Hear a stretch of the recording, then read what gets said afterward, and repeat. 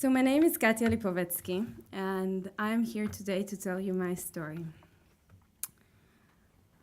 I was born in 1993, the same year that Yitzhak Rabin and Yasser Arafat came all the way to DC to sign the Oslo Accords.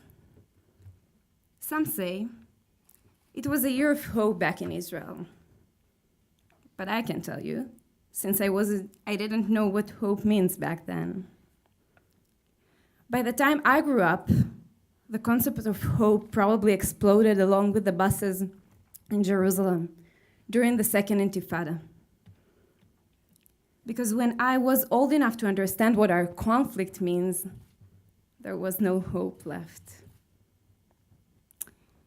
I grew up in a city called Ashdod, on the same shore as my friend from Gaza, Khaled, only 20 miles away, with the gorgeous views of the Mediterranean Sea.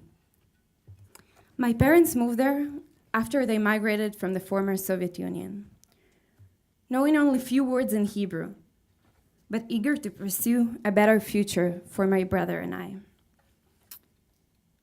We grew up 20 miles walk from the beach, and visiting there was our treat. We took long walks downhill on early mornings before the dawn, until we could smell the sea. Even on a sweaty summer day, as we have here usually, you could feel the breeze trembling your hair. I would kick off my shoes and run to the water, bathing myself, and then sitting quietly, dripping, and watching the sun rising above us. My grandma used to say that it must be how heaven looks like, smells like, sounds like. But Ashdod back in the days wasn't a heaven at all. It was a city, a small town with no more than 5 neighborhoods, few stores, and those beautiful untouched beaches. A city that accommodated mostly immigrants. Russian was almost the main language, to an extent that you could shop the grocery store, visit the clinic, and go to the theater without speaking even one word in Hebrew. One day, when I was 16 years old, the sound of wind and the crashing waves was interrupted by a deafening sound of a siren that cut through the air and changed our lives. Those were the first bombs from the Gaza Strip, dropped by Hamas on the surrounding cities. My little town was under a missile attack. The breeze was replaced by a smoke. The relaxing voice of the waves shifted into screaming and sorrow. Houses were ruined, kindergartens were destroyed. People fled as fast as they could, and my city turned into a ghost town.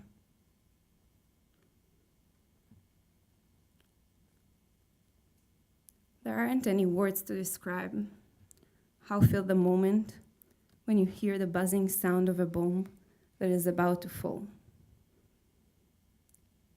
And you have 45 seconds to find a shelter. It doesn't matter if you're in the middle of a shower, a run, or a passionate kiss. 45 seconds, and not even 1 second more.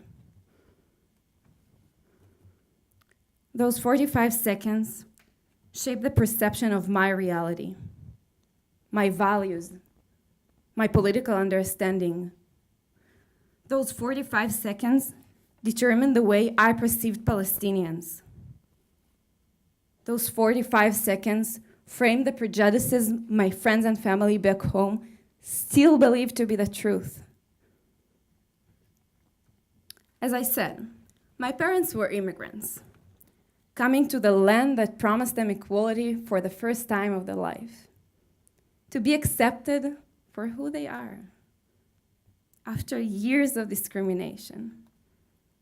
The feeling that this little heaven will be destroyed was unbearable. I had always been raised on a notion that Palestinians are the bad guys. They are the bullies on the other side of the border. They're trying to kill us with their bombs, to stab us with the knives, to defeat us with our inability to accept the reality as it is, to accept the existence of our nation.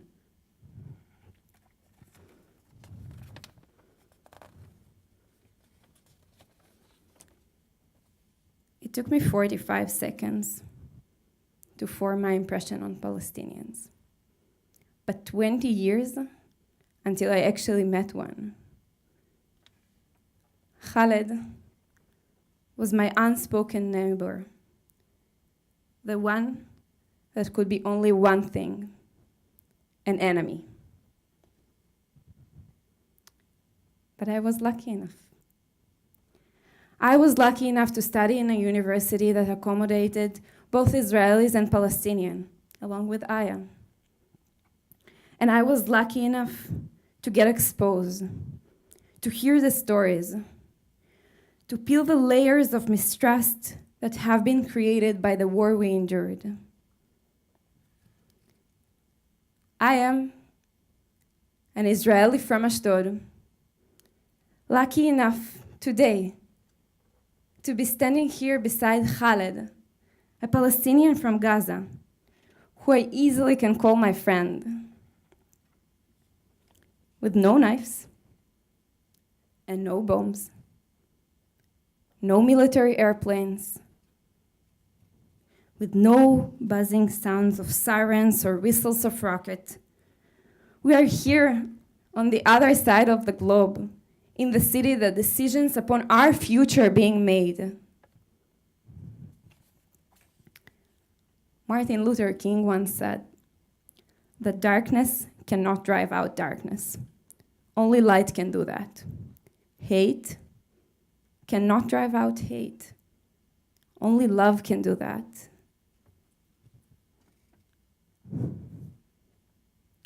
I wish I could tell you that back in Israel, opinions aren't being shaped by 45 seconds of a flying rocket, but rather by meaningful encounters. That we have the light that will drive out the darkness. But unfortunately, the darkness is taking over the light. Our path is yet too long. Our barriers are yet too high. Our hate is yet too strong.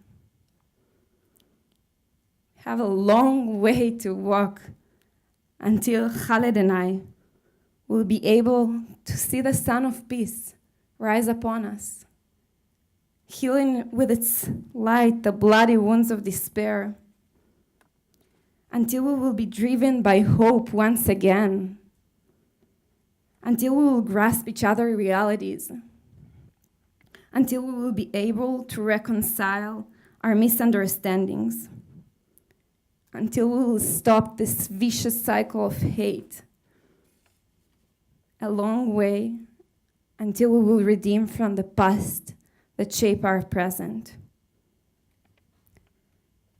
I wish that my friends from NSL and I will witness a time when our stories will be just another line on history books, when the distance between our divided lands will be an old story of two free nations looking forward to a future full of hope. Out of our darkness, I can promise you one thing. Since I witnessed so many mornings while sitting on the soft sand on the beach of Ashdod, the darkest hour is always the one before the dawn. Thank you.